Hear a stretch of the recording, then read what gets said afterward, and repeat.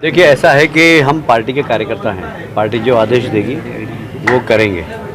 पर मुझे इस बात की बहुत प्रसन्नता है कि देश के प्रधानमंत्री नरेंद्र मोदी के नेतृत्व में जिस प्रकार विकास के कार्य हो रहे हैं, यदि हम देखें तो पिछले 3 महीने में 85 लाख करोड़ के शिलान्यास और उद्घाटन हुए हैं। मेरा ख्याल है कि आज़ादी के बाद इतने ज़बरदस्त विकास के काम कभी भी नहीं हुए जितने अभी हुए हैं। आज ही अगर हम रेलवे की बात करें तो लगभग 80,000 करोड़ के आज ही उद्घाटन हुए।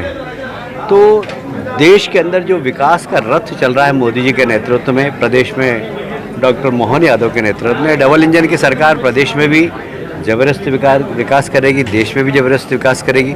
और इस विकास के कारण और विशेषकर गरीब कल्याण की योजनाओं के कारण गरीबों का एक बहुत बड़ा वोट बैंक मोदी जी के साथ है। तो मुझे लगता है कि जैसा हमने नारा दिया है इस बार 400 पार, मुझे कोई आश्चर्य नहीं होगा अगर 400 से भी अधिक सीट लोकसभा में हम जीतेंगे और एक बार फिर से मोदी जी के हाथ में देश की बागडोर। 5 सीटें बची हैं, अगर आपको टिकट मिलता है तो आप चुनाव लड़ेंगे किसी एक सीट? देखिए, काल्पनिक प्रश्न का मैं जवाब नहीं देता।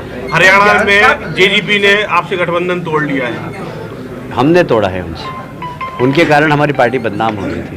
मैं परसों हरियाणा में ही था, हम लोगों की काफ़ी चर्चा हुई। चर्चा के बाद ये निर्णय लिया गया कि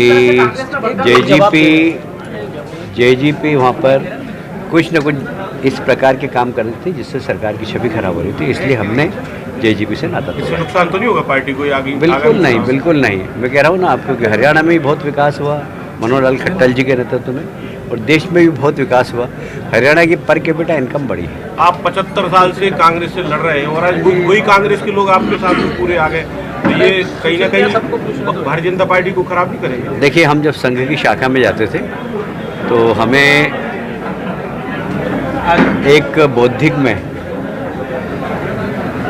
जो तृतीय सरसंघ चालक थे, उन्होंने अपने बौद्धिक में कहा था कि आप सब स्वयंसेवक हैं और बाकी सब भावी स्वयंसेवक हैं। उन्होंने कहा कि इस देश को अगर बचाना है तो सबको स्वयंसेवक बनना पड़ेगा, और इसलिए हमारा मिशन बहुत साफ है। हम देश को ताकतवर बनाएंगे और इसलिए सबको साथ में लेके चलेंगे। हमारा नारा भी है, सबका साथ, सबका विकास, सबका विश्वास और सबका प्रयास। इसी के अंतर्गत यदि कोई मोदी जी से प्रभावित होकर हमारी पार्टी में आता है तो हम उसका स्वागत करें।